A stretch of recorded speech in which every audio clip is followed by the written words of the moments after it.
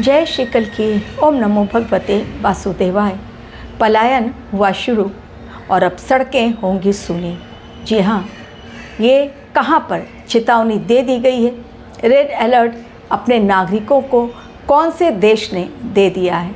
विश्व में हालात ऐसे हैं जो भीषण युद्ध की तरफ इशारा कर रहे हैं।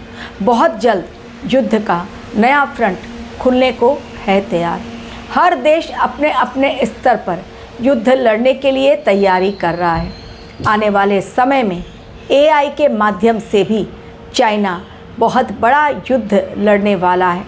खुफिया तौर पर उसकी तैयारी ऐसी चल रही है जो किसी को कानों कान खबर नहीं पड़ रही है। बॉर्डर पर रखनी होगी पैनी नज़र, क्योंकि किसी भी समय दुश्मन कर सकता है हमला। इसलिए हमारे देश के लिए भी जितना चेतावनीपूर्ण समय है, मंगल की महादशा के अंतर्गत पूरे विश्व के लिए भी ये समय बहुत ज़्यादा संवेदनशील है। और किस देश के लिए मैंने कहा कि चेतावनी दे दी गई है, जल्द से जल्द खाली कर दो देश को। और अब वहाँ पर बिल्कुल सूनापन नज़र आएगा, कारण बड़े हमले हो सकते हैं। इसकी आशंका से कि ज़्यादा जनहानि ना हो, पहले ही लोगों को अलर्ट दे दिया गया है। आज का वीडियो स्टार्ट करूं उसके पहले अपने देश की बात करना ज़रूरी इसलिए है क्योंकि इस समय हिंदुओं को एकजुट करना ज़रूरी है। वरना अगर आपस में ही मेल जोल नहीं रहेगा, आपस में ही कटते रहेंगे तो मरते चले जाएंगे। इसलिए एकजुट रहना इस समय सनातनियों का ज़रूरी है, क्योंकि प्रहार सनातनियों पर बहुत ज़ोरदार हो रहा है। जानबूझकर बरेली में जो हिंसा फैलाई गई, व्हाट्सएप ग्रुप बनाया गया और व्हाट्सएप ग्रुप बनाने के पश्चात लोगों को बाहर से बुलाया गया। पेट्रोल की बोतलें, पेट्रोल उसमें भरकर जो बोतल लाई गई थी उसके द्वारा जानबूझकर ऐसी हिंसा फैलाई गई, एवं चाकू, उसके अलावा तमंचे जानबूझकर लोगों को कहा गया।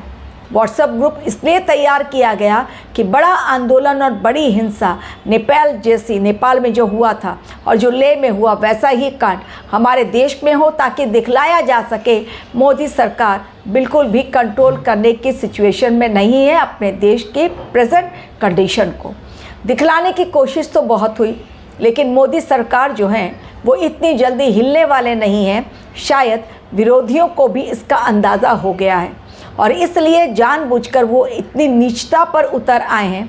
उन्हें खुद नहीं समझ में आ रहा है कि अपने ही देश के चीज़ों का वो जब नुकसान करते हैं तो इसमें उनका अपना ही नुकसान है, क्योंकि उन्हें पाकिस्तान और बांग्लादेश नहीं जाना है बल्कि अपने देश में ही रहना है। तो अपने देश की संपत्ति का नुकसान करना यानी इंसान का, नागरिक का, उस देश का खुद का नुकसान होता है। अब कंट्रोल तो कर ली गई बरेली की हिंसा को, लेकिन ये हिंसा जो फैली है आई लव मोहम्मद के नाम पर, वो लव तो पीछे छूट गया। जिस भावना से ये स्टार्ट हुआ था वो भावना कहीं ना कहीं पीछे छूट गई।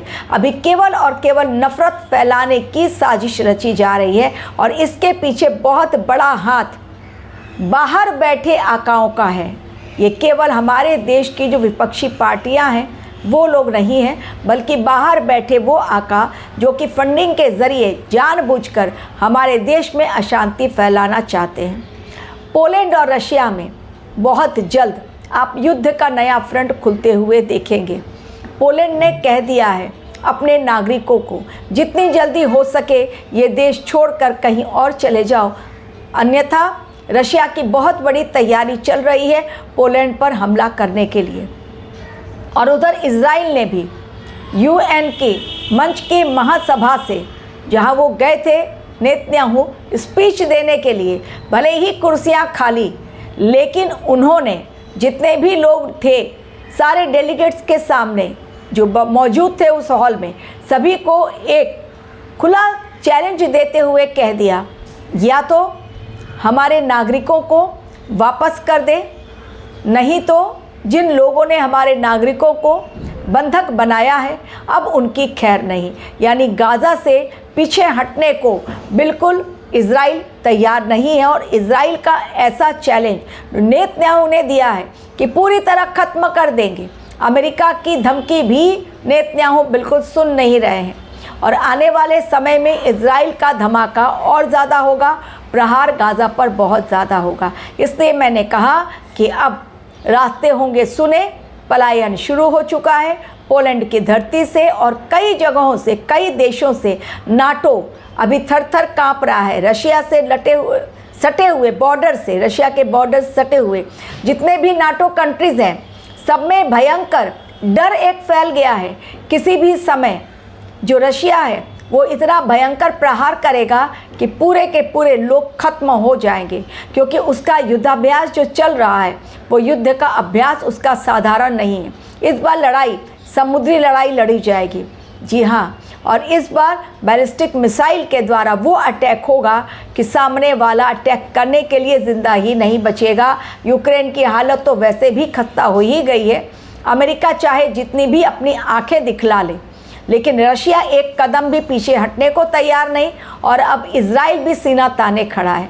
हमारे देश को भी दबाने की बहुत कोशिश की गई कि रशिया से तेल खरीदना बंद करो, लेकिन हमारा देश झुकता नहीं है बल्कि झुकाना जानता है। हमारा देश सुनता नहीं है बल्कि सुनाना जानता है, क्योंकि अब हमारे देश का डिफेंस सिस्टम जो है वो बहुत स्ट्रॉन्ग बन गया है। हमारे देश में भी हालांकि चोरी चकारी, लूट कांड, दूसरों के पैसे गायब करना, चोरी करना, अपराध करना, क्राइम का रेट हमारे देश में भी बहुत बढ़ गया है। तो ये 7 साल जो मंगल की महादशा चल रही है उसमें देखते जाइए पूरे विश्व में किस प्रकार बड़ा बदलाव देखने को मिलता है। और युद्ध का ऐसा साल ये देखने को होगा, ये 7 साल युद्ध के कारण पूरी दुनिया में एक भयंकर बदलाव देखने को मिलेगा और एक ऐसा बदलाव जिसमें AI की एंट्री से कई नौकरियां चली जाएंगी। यानी इंसान जो अब सीधा 10 to 5 की नौकरी करता था उसमें भी बड़े बदलाव आएंगे। यानी अब आपको AI का इस्तेमाल करना आना चाहिए, क्योंकि AI का इस्तेमाल करना जिन्हें आएगा वो स्किल्स का यूज़ होगा और कंपनी उन्हीं को रखेगी। वैसे भी छंटनी इस समय बहुत बड़ी चल रही है, चाहे वो TCS के द्वारा हो, माइक्रोसॉफ्ट के द्वारा हो या किसी और बड़ी कंपनी के द्वारा, लेकिन चल रही है इस समय बड़ी छंटनी। और चूँकि छंटनी बड़ी चल रही है इसलिए बार बार ये कहा जा रहा है अपने स्किल्स को बढ़ाएं, अन्यथा आने वाले समय में बेरोजगारी और अधिक बढ़ती चली जाएगी। आप यदि बिजनेस भी कर रहे हैं तो आपके पास वो स्किल्स होना चाहिए जिसको भुनाकर आप अपनी रोजी रोटी कमा सके। आने वाला समय बहुत चेतावनीपूर्ण है। युद्ध के नए फ्रंट खुलने शुरू हो जाएंगे और इज़राइल अब बहुत तेज़ी के साथ आगे बढ़ेगा, नहीं छोड़ेगा वो किसी को। अमेरिका चूँकि दबने वाला नहीं है और उनकी कुछ ना कुछ उठपटांग जो उनके नियम होंगे, जो उनकी नीतियाँ होंगी, वो पूरी दुनिया में हड़कंप मचाएंगी। तो अमेरिका की भी एंट्री हो जाएगी युद्ध के मैदान में, लेकिन अभी उसमें समय है। फ़िलहाल इज़राइल जो है वो ख़त्म करेगा गाज़ा को पूरी तरह। वेस्ट बैंक को नहीं देखना है उसकी तरफ, यदि देखा तो फिर अमेरिका युद्ध के मैदान में उतरेगा। चेतावनी इज़राइल को बहुत बड़ी दे दी गई है कि अगर वेस्ट बैंक की तरफ नज़र भी आपने दौड़ा दी, एक भी हमला हुआ, तो फिर इज़राइल को बड़े युद्ध से जूझना पड़ेगा, यानी अमेरिका के साथ। तो आने वाला समय वैसे भी प्रलयकारी है, विध्वंसकारी है, भारी जनहानि है और युद्ध तो हर हाल में भारतवर्ष को लड़ना ही पड़ेगा। Thank you very much for watching my video.